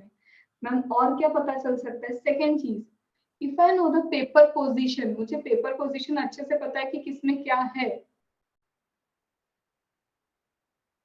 तो मुझे ये ढूंढना नहीं पड़ेगा पेपर में कि टॉपिक कौन से थे, क्योंकि तुम पास्ट के कितने भी पेपर निकाल के देख लो, टॉपिक्स आर सेम और वही आते हैं। TDS TCS for 8 marks, assessment procedure for 4 to 8 marks. To your surprise various entity and international taxation maximum गया है 60 मार्क्स, 65 मार्क्स, सिर्फ 2 टॉपिक। और वो 2 टॉपिक भी अगर होते तो मैम 60 पे तो हमको एग्जाम्शन आती है। तो ये सारी चीजें कैसे पता चलेगी when you do the paper analysis? उठाओ सिर्फ 4 साल के पेपर, 4 अटेम्प्ट के पेपर, 5 अटेम्प्ट के, और देखो question number 1 topic, 2 topic, 3 topic, 4 topic. Automatically जब तुम एक एक्सेल शीट बना लोगे ना, और एक्सेल शीट में समझ में आएगा यार ये तो एक जैसा पैटर्न चल रहा है, और हमको पैटर्न ही नहीं पता होता है, और वो पैटर्न नहीं पता तो how you will utilize that 12 minutes in a very good sense. वो 12 मिनट यूज करने की नहीं ढंग से। अब मैं वो 12 मिनट कैसे यूज करें? हम तो पूरा क्वेश्चन पढ़ते, क्यों पढ़ना जब तुमको पता है कि मेरे को सिर्फ 2 क्वेश्चन अच्छे से पढ़ने। फिर से बोल रही हूँ, कितने? सिर्फ 2 क्वेश्चंस। और वो कैसे पता चलेगा मैं वो कौन से 2 क्वेश्चन पढ़ूं? सबसे लास्ट का क्वेश्चन थ्योरेटिकल होता है, कुछ भी उठा लो, आईडीटी उठाओ, डीटी उठाओ, लास्ट वाले क्वेश्चन ज्यादा सॉल्व करने वाले नहीं होते, अमेंडमेंट वाले होते हैं, गार होता है, पेनल्टी होता है, ऐसे कुछ क्वेश्चन होते हैं। तो मुझे पता है कि मुझे किधर जाना है, मेरे को पता है मैम इंटरनेशनल दिख रहा है, चैरिटेबल ट्रस्ट वाला या तो क्वेश्चन नंबर 3 होगा या क्वेश्चन नंबर 2 होगा, मैं वही पढ़ती हूँ क्योंकि चैरिटेबल तो हमेशा आता है। तो क्वेश्चन नंबर 2 अच्छे से पढ़ लिया, फिर एक और क्वेश्चन उठा लिया, 3, 4, 5 जो तुमको उस वक्त लगे, सिर्फ 2 क्वेश्चन को अच्छे से समझ लो।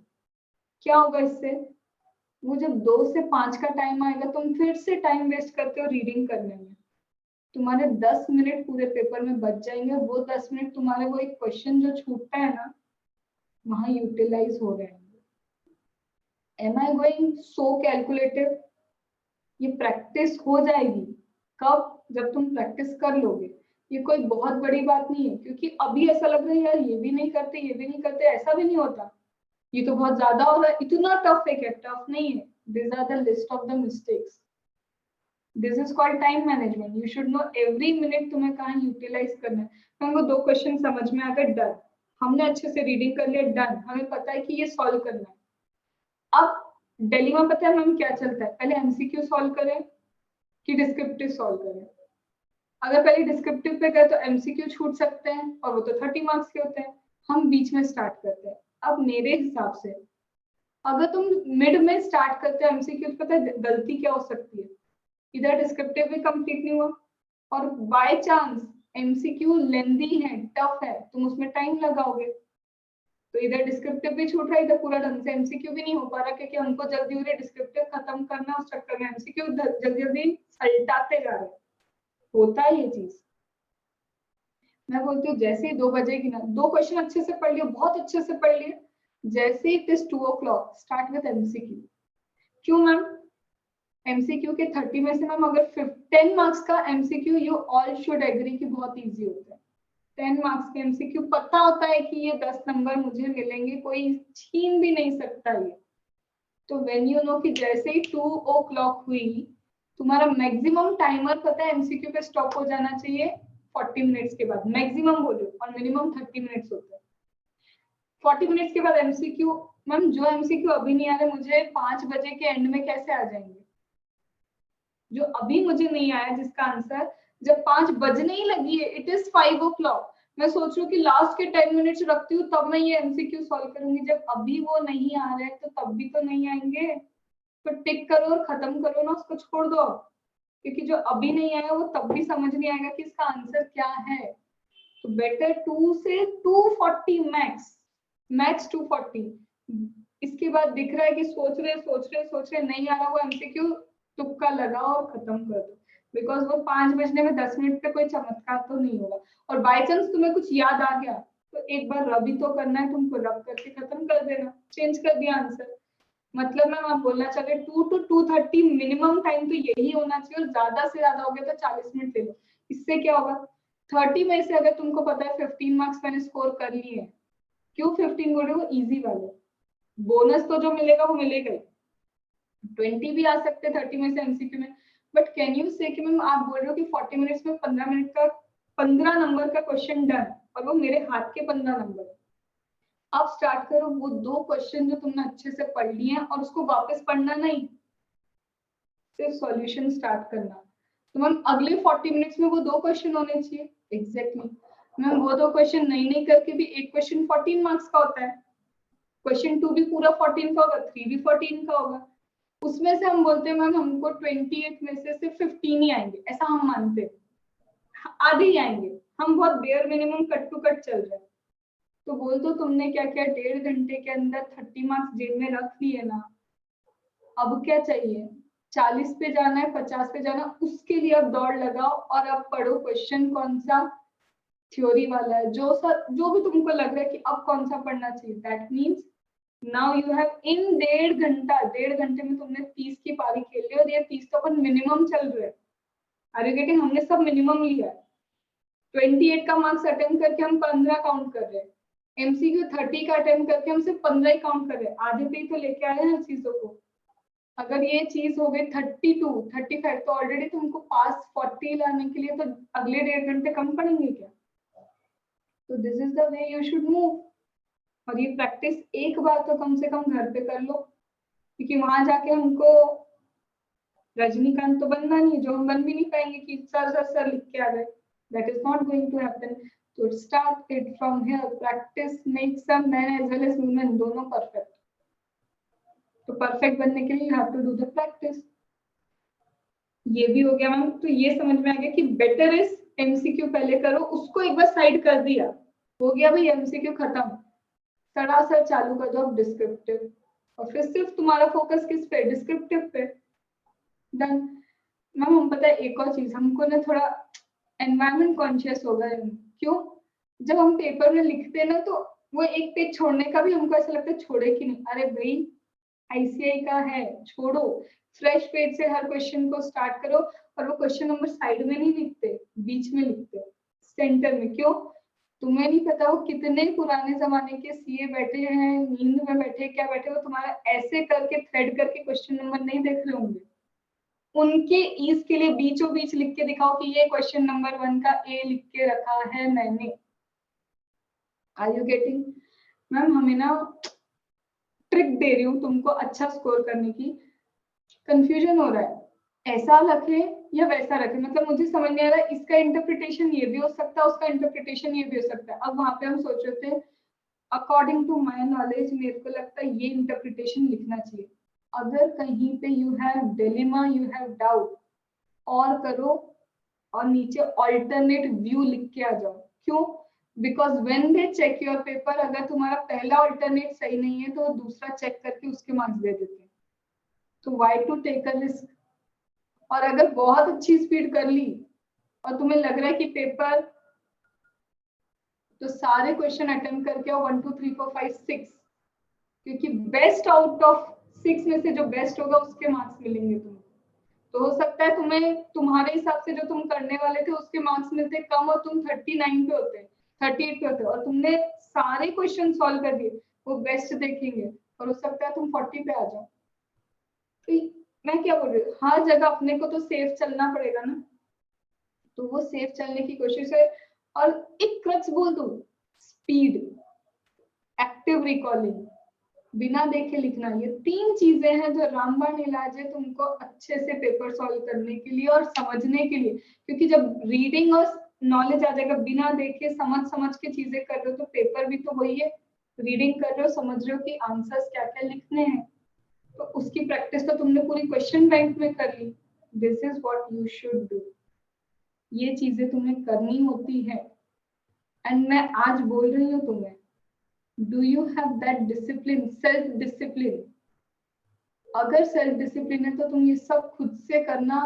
मैं बोल रही हूँ कि 15 दिन में जो कोर्स होता होगा वो 25 डेज में होगा, आई अग्री, पर बार बार थोड़ी ना वो टाइम लगाना है। 25 डेज में डन करना है कि नहीं? फिर वो डन करने के बाद बंद मत करो, 1 घंटा रखो उसको रिकॉल करने के लिए, सिर्फ 1 घंटा रिकॉल करते रहो। आज ये रिकॉल करना, आज वो रिकॉल करना। मैम डीटी में इंपॉर्टेंट क्या है बोला ना, international taxation, various entity, TDS, TCS, assessment procedure, ये 4 तुमको मेरा day 1 I guess it is demo lecture डला हुआ है यूट्यूब पे, डे 1 का, उसमें शायद मैंने पेपर एनालिसिस करवाया है 4 अटेम्प्ट का, और यू विल फाइंड कि ये 4 चैप्टर नहीं करके 70 मार्क्स लेके आते थे। कितने? 70। एमसीक्यू की बात नहीं कर रही हूँ मैं, ओवरऑल 70। नहीं तो बोलोगे हम 70 का तो डिस्क्रिप्टिव इससे ही आता है, बात ही खत्म हो गई हमारी तो। अरे भाई ओवरऑल 70 मार्क्स इससे आते हैं, तो कम नहीं होते ओवरऑल 70। फिर मैम पता है क्या, डीटी का पेपर टफ आता है। हमने अभी अपने फ्रेंड से सुना है बहुत टफ था, हमने उससे सुना है टफ था, हमने इससे सुना है टफ था। मैं पढ़ के नहीं गई, मेरे लिए तो टफ आ गई। मैं वो चैप्टर पढ़ के नहीं गई जो इस बार ज्यादा आ गया, मेरे लिए टफ था। मैम मेरे को ना आज तक कितना भी किसी ने पढ़ाया हो, पीजीबीपी ढंग से नहीं आया, और पीजीबीपी तो आते ही 15 एक नंबर का, तो मेरे लिए पेपर टफ था। तो जरूरी है कि हर बच्चे के लिए वो पेपर टफ होगा? सुनते हो कि टफ है, खुद से एक बार देखो तो सही कि तुम्हारे लिए वो टफ है, बिकॉज तुम्हारे फ्रेंड का ब्रेन और तुम्हारा ब्रेन सेम नहीं है। तो व्हेन यू बिलीव समवन कि पेपर टफ आते, तुम तो करके देखो तुम्हारे लिए टफ है या नहीं। Do not cut copy paste others view, दूसरों के व्यूज को अपने लिए कट कॉपी पेस्ट करना बंद करो। मैम हम रिविजन वीडियो अच्छे से सुनते हैं, बहुत अच्छे से सुनते हैं, पता है कैसे? टाइम सेव करना है, क्या करोगे? स्पीड बढ़ा के करेंगे। इससे पता है क्या मैम, वो जो 2 घंटे का रिविजन लेक्चर है ना, वो 1 घंटे में जाएगा। चलो हम तो 2 पे नहीं जाते मैम, वो तो हमारे लिए ज्यादा हो गया, 1.5 की स्पीड पे करते हैं। फिर धनाधन सुनते हैं, उसके बाद एक बार भी हम ये नहीं देखते कि वो रिविजन वीडियो से हमको गेन क्या हुआ। पता है क्या कर रहे हो तुम? टाइम तो बड़ा बच रहा है तुम्हारा, ऑनेस्टली तुम बहुत टाइम बचा रहे हो। पता है कैसे? इधर टाइम बचा के फिर एक अटेम्प्ट लगा रहे हो। बेटर, मैं ये नहीं बोलती कि स्पीड में देखना गलत है। एक बार अगर तुम रिवीजन वीडियो देख रहे हो, 2 घंटे का रिवीजन वीडियो है, आफ्टर 15 मिनट पॉज करो, क्या क्या बोला था, ये बोला था, ये बोला था, कितने मिनट लगेंगे? 15 मिनट लगेंगे रिकॉल करने में? नो, 2-3 मिनट रिकॉल करने में लगेंगे, पता चल जाएगा 15 मिनट में ये चीज मैंने लर्न की है। फिर 15 मिनट्स का करो। मैंने ये चीज मेंटरिंग में बोली, 1 स्टूडेंट, मैम कितना टाइम लग जाएगा ऐसे रिवीजन करने में? मैंने बोला कोई बात नहीं, अगर टाइम लगता है तो एक काम करना, फिर से करने में इससे ज्यादा टाइम लगाना। तो ये छोटी छोटी सी टिप्स और छोटी छोटी सी ट्रिक्स है फॉर योर प्रिपरेशन, और जिसने ये पूरी फॉलो कर ली, आई बेट यू, मैं ये नहीं बोलती कि पास हो ही जाएंगे, क्योंकि 15% रिजल्ट तो आज भी उनके हाथ में, बट तुम एक चीज ये सेटिस्फेक्शन से कह लोगे कि मैम मेरी मेहनत में कोई कमी नहीं थी। और अभी ये सब सुन के कौन कह सकता है फर्स्ट या सेकंड ग्रुप में, मैम मेरी मेहनत में भी कोई कमी नहीं थी बट मेरे को रिजल्ट नहीं आया? Is there anyone who can say this line कि मेरी मेहनत में मैम कोई कमी नहीं थी, आपने जो जो बोला है ना हम वही सब करते हैं? Tell me, anyone can say that? तो can I say actually it is an eye opening session for you कि सीए टफ होगा, बट उससे ज्यादा गलतियां तुम्हारी प्रिपरेशन में। एंड कुछ भी नहीं है, सीधी बात बोलूं, बचपन पे चले जाओ कि हम बड़े नहीं हुए हैं, हम छोटे, हमको चीजें लर्न करनी पड़ती है, समझनी पड़ती है। बस वो चीज पे, उस फेज पे जाओ कि हम छोटे हैं, उस वक्त जितने रिस्पॉन्सिबिलिटी से समझते थे, पढ़ते थे ना, ये सीए कोर्स वही डिमांड करता है। तुम फर्स्ट नहीं तो सेकेंड अटेम्प्ट में क्लियर हो जाओगे। बस go to that phase when you were a child, जब तुम छोटे थे और ऐसे पढ़ते थे। क्योंकि अब हम जितने बड़े कोर्स में आ गए ना, उतना हमारी मेहनत इतनी हो गई। और जब हम एक्चुअल में 11th-12th के छोटे कोर्स में थे, तब हम इतनी मेहनत करते थे। तो are you doing the reverse technology? जहाँ करना है वहां तो कर नहीं रहे हो, जहाँ नहीं करना वहां इतनी करके आए मैम। और फिर मेरे को स्टूडेंट बोलते, ma'am I was topper in 12th class, 11th class में आई वाज टॉपर, 10th में भी टॉपर था, ये सीए ने फेलियर बना दिया। Don't underestimate the course. Can I say don't underestimate the course. ये कोर्स बहुत अच्छा भी है। और तुम बता दो, 12th में जितना दिमाग चलता था और आज जितना दिमाग चलता है, वो सीए कोर्स की बदौलत है, क्योंकि इसने एनालिसिस सिखाया है। पहले इतना दिमाग नहीं चलता होगा, इतने लूपहोल ढूंढ नहीं पाते होगे। This is the course that is teaching you to use your brain. ये मगअप भी चेक करता है, एनालिसिस भी चेक करता है, स्पीड भी चेक करता है, हर चीज चेक कर रहा है ये। क्यों नहीं करे? जैसे ही तुम पास हो गए, you will be representing ICI. जब तुम्हें लिखने में ये नहीं पता कि वर्डिंग्स कौन से कहाँ यूज होने चाहिए, you do you think so they will pass you कि रिप्रेजेंट आईसीआई? मैं भी अगर मेरा कोई इंस्टीट्यूट चलाऊंगी तो मुझे ऐसा इंसान चाहिए कि जो पास हो रहा है तो लगे कि ये आईसीआई का बंदा है। And if you don't know how to write the things, why they will say कि तुम पास हुए। बट एक और चीज बताती हूँ, one of my student, again go to that zoom meeting, she is Palak. इस अटेम्प्ट क्लियर नहीं हुई, इससे पहले क्लियर हुई है। एग्रीगेट नहीं बना था उसका एक्चुअल में, 198 या 199 था, 200 पे क्लियर हो गई। कॉपी मंगवाई, फिर भी उसने क्यों कॉपी मंगवाया आई डोंट नो, उसने कॉपी मंगवाई और बोली मैम पता है मेरे मार्क्स टोटल इतने हो रहे। She got grace and she was CA. क्यों? इंस्टीट्यूट जब स्टैंडर्ड डिडक्शन करता है तो ग्रेस मार्क्स भी तो देता है। Why you don't focus on positive thing? जब पेपर दे के आते हो शायद ही होगा। वन ऑफ माय स्टूडेंट, अभी only one student failed this time, एक ही स्टूडेंट डीटी में फेल हुआ है, दैट वाज फ्रॉम जीडाइट क्लासेस। मैम मेरे को क्या पता अगले अटेम्प्ट में मैं पास ही हो जाऊं। अभी से तुम क्या कर रहे हो? प्रिपरेशन भी अगले अटेम्प्ट की स्टार्ट नहीं की और अभी से क्या है? डाउटफुल। पता थोड़ी ना क्या होगा। तो तुम, एक ही चीज बोलूंगी, डोंट बी रिजल्ट ओरिएंटेड। तुमको रिजल्ट पे ज्यादा फोकस है instead of process. Be process oriented. Process अच्छी कर लो, ऑटोमेटिक रिजल्ट आएगा। इस अटेम्प्ट में नहीं आएगा तो नेक्स्ट अटेम्प्ट में आएगा, but focus on your process and consistency. That is what I want to say. क्योंकि ये चीजें जब तक लाइव में नहीं बोलो ना, वो आती नहीं है। क्योंकि वीडियो में तो तुम देखते भी हो और आधा भी देखते हो, पूरा भी देखते हो, भगवान ही जाने क्या करते हो। Because this is not something new I am telling. every attempt में every student को I'm teaching this thing in class also and telling this thing कि these are your mistakes. अब focus कर लो। बोलो, what is your comment? Whatever I said, क्या comment? अरे ऐसे तुम ऐसे हैरान परेशान क्यों हो गए? सब चुप ही हो गए बिल्कुल। मैम ट्रू स्टोरी बोल रहे हो आप तो। ट्रू स्टोरी बोल रही हो?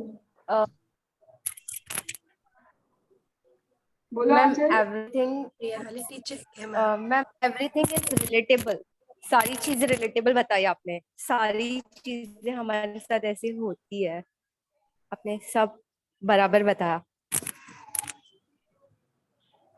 M I audible ma'am? Yes, yes, Hello? audible ma'am. Yes, yes, you are audible. और बोलो शिखा, चारुल। मैम एक्चुअली जो जो पॉइंट्स आपने बताया ना, ये सारे पॉइंट्स हमको कहीं ना कहीं हम लोग सुने रहते हैं, पर इसको ना कभी फॉलो अप नहीं कर पाते, कभी भी फॉलो अप नहीं हो पाती है ये। मैंने क्या बोला? If you have self discipline. शुरू में क्या बोल दिया था? अगर खुद पे डिसिप्लिन है तो ही हो पाएगा। क्योंकि पता है हमारा दिमाग हमेशा कंफर्ट जोन चाहता है। और आजकल ये क्यों मेंटरिंग सेशन चल गए?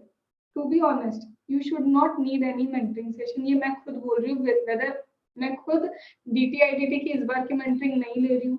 Reason, I am so packed with the things, सिर्फ फर्स्ट ग्रुप की मेंटरिंग ले रही हूँ। मैं क्यों बोल रही हूँ why you need a mentor कि ये टारगेट है तुम्हें ये कंप्लीट करके देना, बिकॉज वी नो कि हम खुद से नहीं कर सकते, एंड फॉर दैट कि बस कोई मुझे ग्रिप में रख ले, you are paying for that, उस चीज के लिए पे करो कि कोई बस ग्रिप में रख ले तो मैं करके दिखा दूं। क्यों चाहिए? वो खुद का ग्रिप कहाँ है? खुद के ग्रिप रखो। And you search so much of motivational videos, तुम यूट्यूब में आंसर ढूंढ रहे हो, are you am I speaking something wrong कि तुम YouTube में आंसर ढूंढ रहे हो फॉर मोटिवेशन? मैं बोलूं तुम 1000 वीडियो भी देख लोगे, तुम्हें शायद एक दो का तो मिलेगा कि चलो मोटिवेशन आ रहा है थोड़ी देर के लिए, उसके बाद ये सारे वीडियोस ना सब फेल है। No one can feed motivation in you, no one can feed consistency. कोई आके तुम्हें सुबह 5 बजे नहीं उठा सकता। कौन उठाएगा? खुद। मुझे करना है, इसलिए मैंने स्टार्टिंग में क्या कहा था, वो जो फीलिंग बुरा लगने की आ रही है ना, वही सोर्स ऑफ मोटिवेशन है। तुम्हारे बहुत सारे फ्रेंड्स क्लियर हो चुके हैं, तुम क्यों नहीं हुए? वो सोर्स ऑफ मोटिवेशन है। वो क्लियर इसलिए हुआ क्योंकि उसकी अप्रोच ठीक थी, मुझे इम्प्रूव करना है, that is source of motivation. Status पे या फिर जब रिजल्ट के दिन कोई भी आके बोलता है तेरा क्या हुआ, और अंदर से लगता है कैसे बोलूं कि नहीं हुआ, that is source of your motivation. जब पेरेंट्स बहुत उम्मीद से आउटसाइड खड़े होते देख रहे होते कि इस बार बच्चे का रिजल्ट क्या है, एंड दे फाइंड फेल, और वो चुप हो जाते हैं, कुछ नहीं बोलते, क्योंकि अंदर से उनको तुमसे ज्यादा बुरा लग रहा होता है कि उन्हें जवाब देना बहुत लोगों को, that is source of your motivation. Are you getting? कितनी जगह तुम्हारे पास आसपास ये सोर्स ऑफ मोटिवेशन है। स्टूडेंट्स समटाइम्स से मैम फ्री एक्सेस दे दो ना क्लासेस का, because I am unable to pay. मुझे नहीं पता एक्चुअल में अनेबल टू पे और व्हाट। मैं बोलना चाहती हूँ व्हाई यू वांट टू से दिस थिंग, क्यों तुम ऐसा कुछ नहीं करते कि तुम ये बोलो कि भाई तेरी फीस मैं बताऊं तो बस पढ़ ले। Are you getting?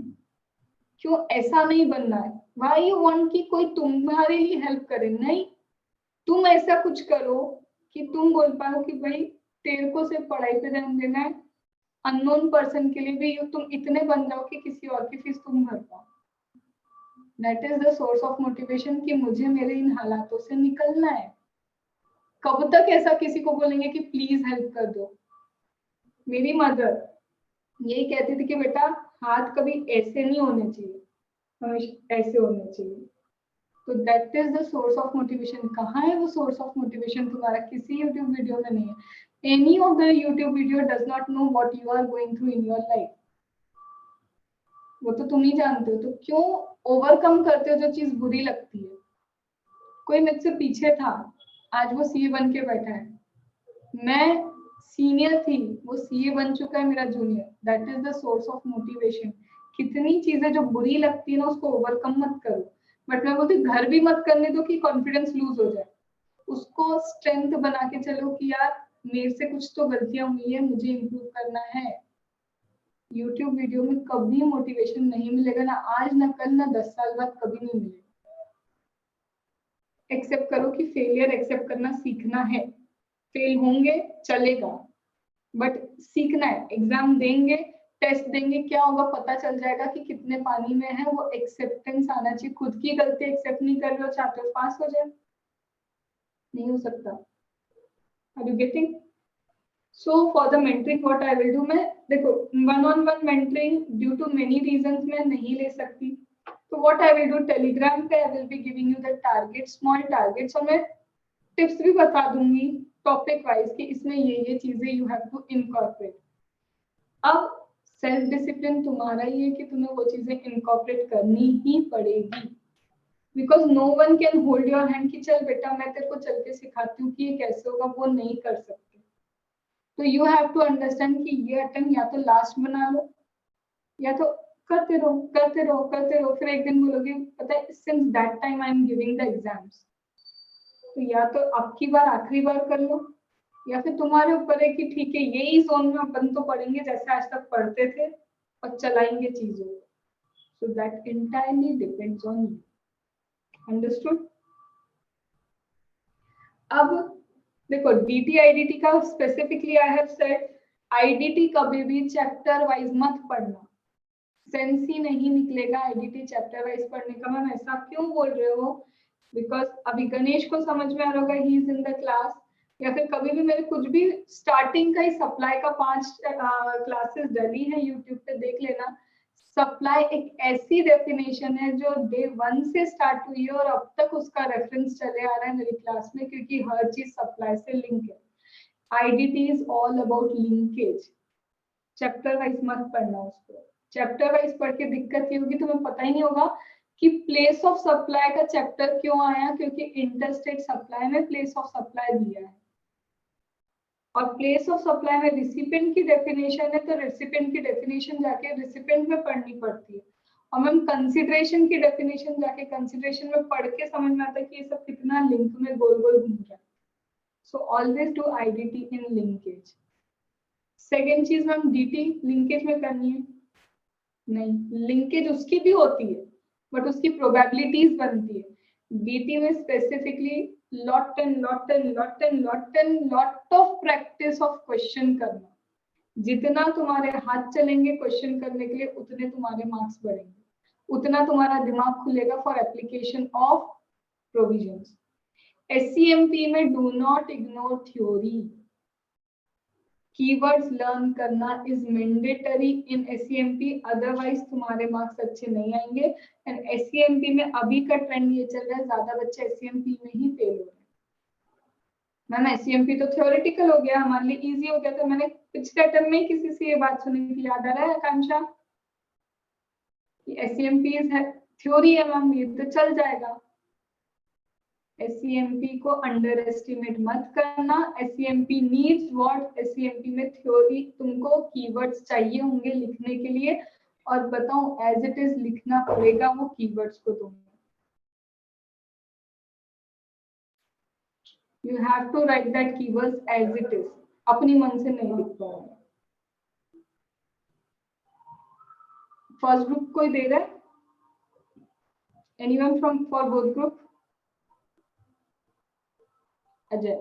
तो when it comes to first group, FR में भी कुछ कुछ जगह पे थ्योरेटिकल कॉन्सेप्ट लिखने होते हैं, तो focus on that language. Generally वो लैंग्वेज इग्नोर कराई जाती है। If you want to score examination in FR, वो वर्डिंग्स लिखने होंगे, वो वाले थ्योरेटिकल चीजें लिखनी होंगी। When it comes to audit, audit में कारो कहाँ लिंक होता है, फिस्कल कहाँ लिंक होता है, एसए कहाँ लिंक होता है, that linkage is very important. And keywords again important in audit. If you do not write keywords in audit, marks नहीं आने वाले, anyhow नहीं आने वाले। And मैम लॉ में फैल के नहीं लिखना होता है। The thing I told ना कि जो पूछा है उसका प्रोविजन लिखो, और फिर एक ही फॉर्मेट में हर आंसर लिखा होना चाहिए लॉ में। अगर पहले लिख रहे हो फैक्ट्स ऑफ द क्वेश्चन, फिर लिख रहे हो प्रोविजन, फिर लिख रहे हो fact of the question linked with the provision, और लास्ट में कंक्लूजन। किसी भी पेपर में पहला पॉइंट तुम्हारा कंक्लूजन कभी नहीं होना चाहिए। क्यों मैम, क्यों कंक्लूजन पहले नहीं लिखा? हम तो श्योर है आंसर के लिए। बाय चांस अगर तुम्हारा आंसर गलत है तो वो आगे प्रोविजन नहीं पड़ेगा, 0 मार्क्स। बट अगर पहले प्रोविजन लिखा है, लास्ट में कंक्लूजन लिखा है, तो प्रोविजन के मार्क्स मिलेंगे even your conclusion is wrong.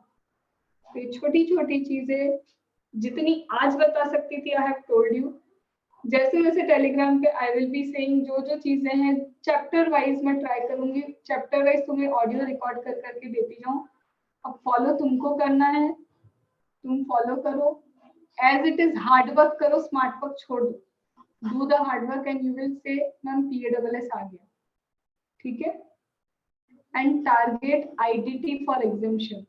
DT से ज्यादा IDT is good for examination, तो टारगेट दैट फॉर एग्जामिनेशन, क्योंकि कस्टम आता है 25 मार्क्स का, और कस्टम का वैल्यूएशन का क्वेश्चन हमेशा आता है, और हमेशा आईडीटी में एक क्वेश्चन इंटरेस्ट कैलकुलेशन का होता ही है।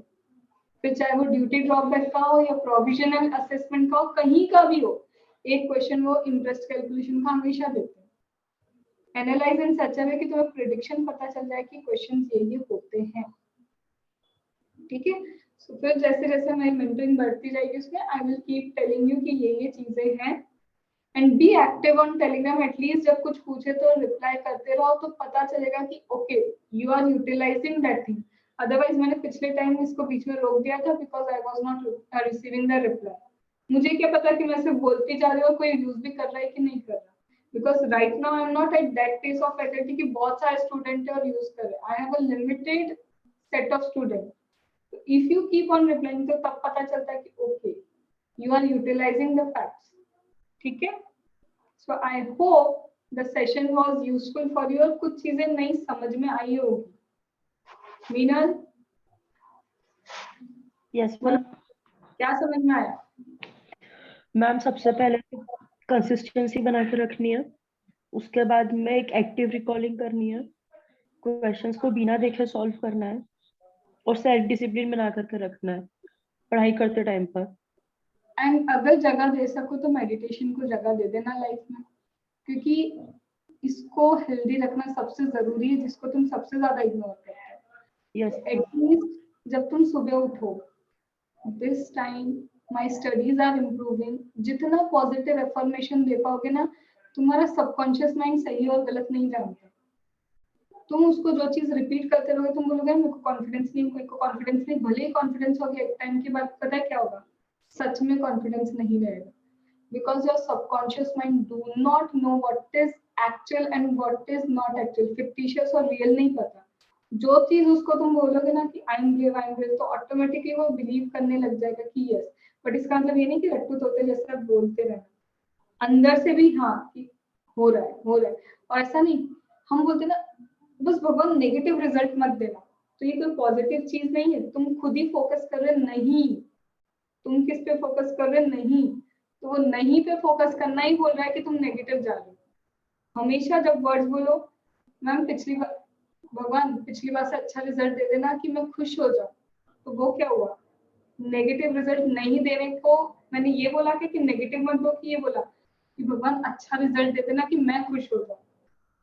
Are you getting? तो जब बोलो मेडिटेशन को थोड़ी सी जगह दो, ये शांत रहेगा तो ये ज्यादा अच्छा काम करेगा. ठीक है. तो this 5 things you should incorporate. फिर देखते हैं. ठीक है. आकांक्षा सेटिस्फाइड? कुछ काम का निकला वीडियो में कि आगे सुन के प्रवचन निकलने के ऊपर? आकांक्षा आवाज नहीं आई. मैम समझा. ना अप्लाई करोगे? अप्लाई करवाने के लिए कसम दिलाऊं? बोलो. मैम एक क्वेरी थी, आपके मेंटरिंग DTI-DT का प्लान ऑफ एक्शन क्या होगा, एक बार आप थोड़ा ब्रीफ में बता दोगे तो. The thing is right. मैं सिर्फ अभी जो मेंटरिंग में है रात को तुम लोग को टारगेट दूंगी एंड देन ऑडियो में ही मैं रिकॉर्ड करके बता दूंगी कि ये चीजें हैं that you should focus on. Otherwise mentoring में एक्चुअल में क्या होता है, मैं लाइव कनेक्ट करके वाइवा भी लेती हूँ, but this time it is not getting at all possible. तो मैं वो DTI-DT की मेंटरिंग नहीं स्टार्ट कर रही हूँ. ऑलरेडी जो लोग हैं उनके ही बैच खुले और are you getting, it is 1-on-1 mentoring, actually 1-to-1 mentoring है. तो मेरे पास टाइम नहीं मैनेज हो रहा है. तो जो चीजें मैं उधर देती हूँ वो मैं तुम लोग को ऑडियो के फॉर्म में, कुछ जगह पे रिवीजन वीडियोस में लिंक दूंगी, कुछ जगह पे तुम्हें PDF दे दूंगी कि तुम लोग ये इसके थ्रू कंप्लीट कर लो. ठीक है. तो बेसिकली उसके बाद ये भी हो सकता है कि जैसे एक बार तुमने ये सब कंप्लीट कर लिया तो जो टेस्ट सीरीज मेरी उन स्टूडेंट्स के साथ चल रही है, मैं टेस्ट पेपर दे सकती हूँ तुमको कि ये टेस्ट पेपर सॉल्व कर लो, और उसके सजेस्टेड आंसर भी मैं वहीं पे क्या कर दूंगी, दे दूंगी. तो एटलीस्ट तुम साथ साथ में क्या कर सकते हो, टेस्ट भी ले सकते हो. बट वही हो रहा है कि I am not going to do the things. तुम लोग को अपनी रिस्पॉन्सिबिलिटी पे चीजों को करना होगा. बट ये है कि हर चीज ऑडियो फॉर्म में, और जो लोग क्लास में है ऑलरेडी उनको इसलिए नहीं सोचना क्योंकि वो क्लास के साथ ऑलरेडी मेंटरिंग भी है. तो गणेश तुमको इतना टेंशन नहीं लेना है बिकॉज क्लास के साथ ऑलरेडी मेंटरिंग है. बट तुम लोग एटलीस्ट ये कर सकते हो कि जो जो मैम बोल रही है वो फॉलो कर लो. ठीक है. तो ऑटोमेटिकली मैं ये नहीं बोलती कि तुम्हें बहुत फायदा हो जाएगा, बट एटलीस्ट एक वे तो मिल जाएगा कि काम ऐसे करना है. ठीक है. चलो, तो आज का टारगेट अभी तुम लोग को थोड़ी देर बाद मिल जाएगा. मतलब कल से तुम्हें जो हो जाए, एक दिन तुमने टारगेट पीछे रखने की आदत डाल दी तो ऑटोमेटिकली वो पीछे होता जाएगा. सोच लेना कि आज सोएंगे तभी जब ये टारगेट खत्म होगा, चाहे जो हो जाए. That is equal to consistency. ठीक है. चलो, तो shall we leave? Thank you, ma'am. Okay. So Thank you, hope ma'am. so it was a satisfactory session for you as well as eye-opening session.